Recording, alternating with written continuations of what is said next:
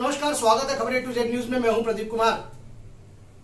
जब से अयोध्या में राम मंदिर ट्रस्ट बना है तब से कई लोग अपनी नाराजगी को सरकार के खिलाफ जाहिर कर चुके हैं। उसमें से राम के वंशावली बताने वाले राजा राजेंद्र सिंह ने भी क्षत्रिय समाज को लेकर अपनी नाराजगी जाहिर की है और साथ ही साथ उन्होंने बताया कि ब्रह्मवाद के चक्कर में सरकार ने क्षत्रिय समाज के साथ छल किया है और जो ये ट्रस्ट बनाया है इस ट्रस्ट को हम नहीं मानते हैं। तो श्री राम जी ने कोरोना जैसी महामारी को भेजा है इन दुष्टों का नाश करने के लिए। और न जाने क्या क्या कहा राजा राजेंद्र सिंह जी ने, आइए चलिए सुनते हैं। पहले तो मैं आपको ये बता देता हूँ कि बाबरी शब्द नाम ही मत लीजिए, क्योंकि बाबर अवध में गया ही नहीं कभी।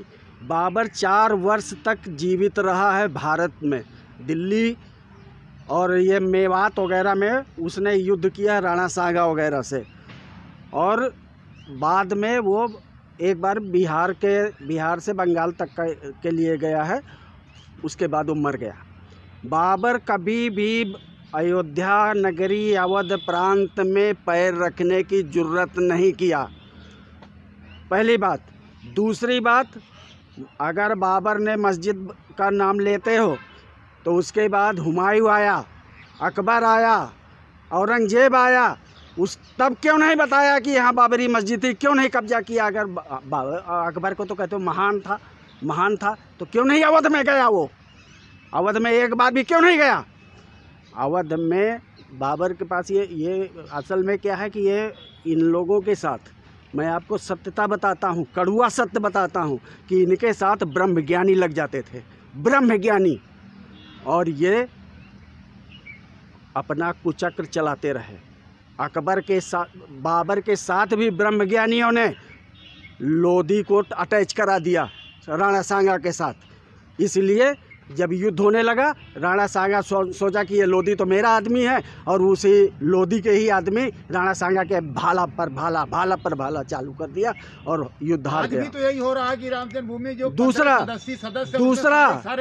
दूसरा अकबर के साथ भी बीरबल था, इसलिए ये ब्रह्मज्ञानी इस धरती के कैंसर हुए। जो बचे हुए थे ब्रह्मज्ञानी रावण के, वो आके अवध में आना जाना हो गया, यहाँ खाना बनाने लगे, पूजा करने लगे और हमारे ऊपर त्रिशूल पेलना शुरू किया। सामने तो लड़ नहीं सकते थे। आप कहते हैं कि आप राम वंशज हैं, आपका तो हिस्सा ही नहीं है, वहाँ तो कुछ है ही नहीं। नहीं, क्यों नहीं है? हमने अपना ट्रस्ट बनाया है। अगर ये दोगले, ये मोदी को अभी समझ आ जाएगा, जब अकबर, बाबर, औरंगजेब और जितने आए उस धरती पर कभी नहीं गए अवध में, तो ये उन ब्रह्मज्ञानियों के चक्कर में आकर के हमारे साथ छल किया मोदी ने। कौन सा चंद्रशेखर रावण एक रावण को, ये रावण क्या, ये कीट पतंगा है। इस तरह के कीट पतंगे बहुत आए बहुत गए। पतंगा सोचता है मैं चील से भी और बाज से ज़्यादा बड़ा हो गया, उड़ लेता हूँ। एक बार उड़ेगा और पट से मरेगा, अपने आप मर जाता है पतंगा। इसलिए उसको चिंता, उसको इस लाइन कि हम राम मंदिर बनने नहीं देंगे। अरे वो राम मंदिर, राम जन्मभूमि हमारे बाप की है, उसके बाप की नहीं है ना, कि नहीं बनने देगा? कैसे नहीं बनने देगा?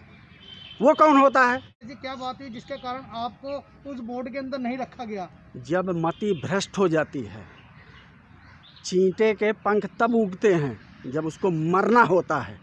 तो मोदी के पंख उड़ गए, पंख उग गए, इसलिए मोदी जन्मभूमि के उसमें 18 करोड़ क्षत्रिय ऐसा ठोकर मारेंगे इनको कि इनको समझ नहीं आया अभी तक। एक पिद्दा सा कीड़ा जो दिखता नहीं है, पूरा बांस पेले है सबको। तो हम तो 18 करोड़ तलवार भांजने वाले हैं, हम बताएंगे ना। तो क्या लगता है आपको, आप अपना उत्तराधिकारी का जो आपका जो अधिकार है वो तलवार के बल से लेंगे? आप तलवार से बल के नहीं, ऐसे ही रौंद लेंगे। जाने तो दो, ये लॉकडाउन खोल करके देखे तो पहले। लॉकडाउन चला करके समतलीकरण कर रहा है, ये अन्याय है, ये अधर्म है। और जब जब धर्म की हानि हुई है तब तब उसका विनाश हुआ है। और मैं दिखा दूंगा, अगर मैं 10-20 साल जी गया तो इनको मैं चटनी बना करके ही मरूंगा, ऐसे नहीं मरूंगा। राम 2 भाई थे, हम 18 करोड़ भाई हैं। तो कहाँ? अरे लॉकडाउन खोल करके चूड़ी पहन करके ऐसी तैसी करा रहे हैं। चूड़ी खोलो ना, आओ मैदान में, सीने पर सीना टक्कर लो, तब बताते हैं तुमको कि कैसे बनता है और कैसे बिगड़ता है और किसका है और किसका नहीं है।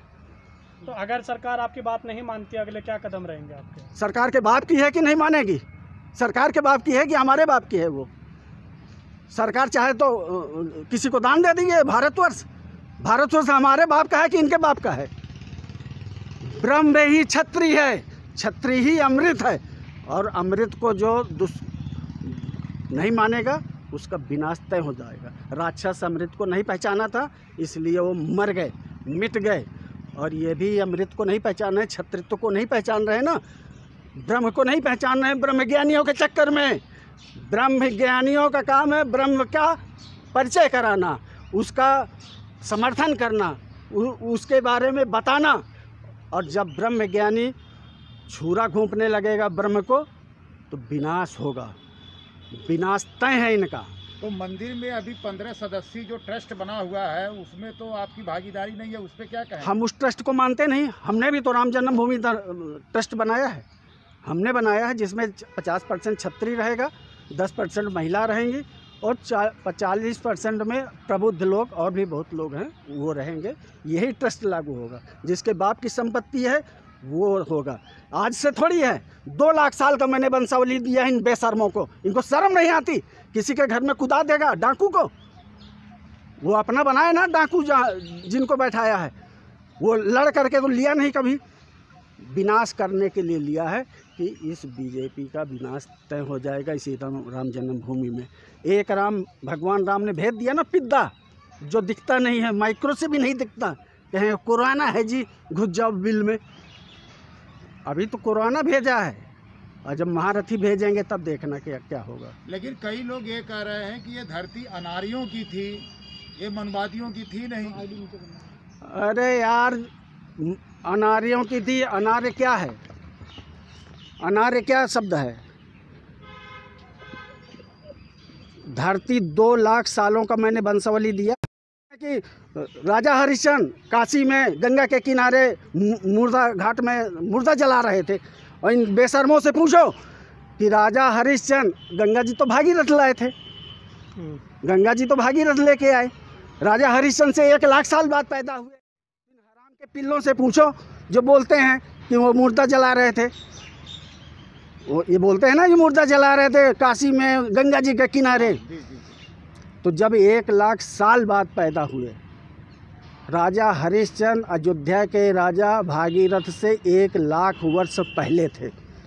राजा भागीरथ राजा हरिश्चंद्र से 1 लाख वर्ष बाद अयोध्या के राजा बने। और तब गंगा, वो तो सगर के बाद पैदा हुए, सगर के बेटों को ही तृप्ति के लिए गंगा लाए थे। तो जब 1 लाख वर्ष बाद पैदा हुए भागीरथ, तो गंगा थी नहीं, लेकिन गंगा जी के किनारे मुर्दा जला रहे थे। तो राजा साहब, वो कौन लोग हैं जिन्हें आप बार बार कह रहे हैं ब्रह्मज्ञानी? वो कौन लोग हैं जो क्षत्रिय समाज को तोड़ने की कोशिश कर रहे हैं? मर्यादा पुरुषोत्तम राम के मंदिर में भी विघ्न डाल रहे हैं, वो हैं कौन? वही ब्रह्मज्ञानी हैं, और क्या है। उनको ज्ञान है कि कैसे इन्होंने पहले मुसलमानों से लड़ाने की कोशिश किया क्षत्रियों को, वो नहीं कामयाब हुए। फिर इन्होंने दलितों को पेला, वो नहीं कामयाब हुए। क्षत्रिय तो अमृत है, उसको मिटा नहीं सकते तुम। उसमें तो भगवान ने जन्म लिया है, विष्णु ने जन्म लिया है, कृष्ण ने जन्म लिया है। तुम्हारे मिटाने से हम मिट जाएंगे? छाती में चढ़ करके ले लेंगे।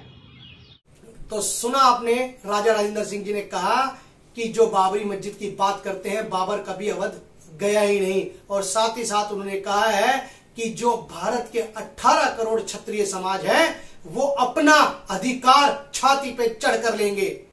फिलहाल खबरों में इतना ही, मुझे दीजिए इजाजत और आप देखते रहिए खबर A to Z न्यूज। नमस्कार।